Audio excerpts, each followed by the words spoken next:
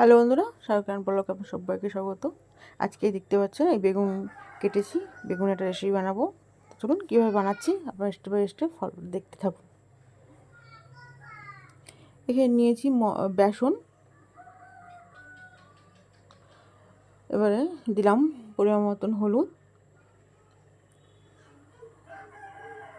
আর ঝালটা আপনারা আপনাদের পছন্দ মতন দেবে। আমি এখানে গুঁড়ো লঙ্কা ব্যবহার করলাম, আর দিলাম স্বাদ অনুযায়ী লবণ, আর অল্প পরিমাণে গোলমরিচের গুঁড়ো।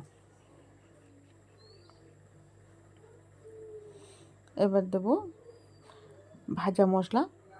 আমি ধনে, জিরে, মরিচ আর গরম মশলা একসঙ্গে ভেজে গুঁড়ো করে রেখেছিলাম, সেটা দিয়ে দিলাম। আর এখানে আমি একটা ডিম ব্যবহার করব, আবার ডিমটা কম বেশি করে নিতে পারেন।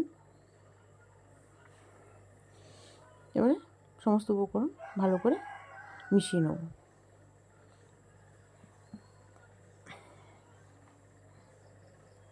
এবারে অল্প অল্প জল দিয়ে একটা ব্যাটার তৈরি করে নেব।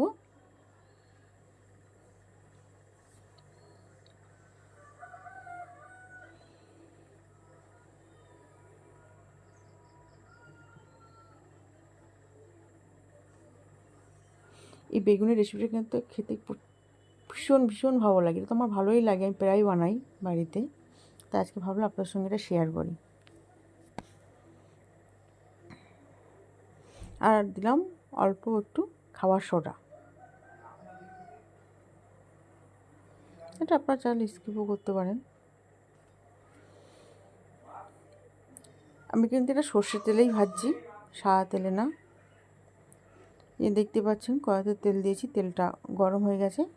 এবার সেই ব্যাটারের মধ্যে বেগুনের পিসগুলো দিয়ে তেলের মধ্যে ছেড়ে দিলাম।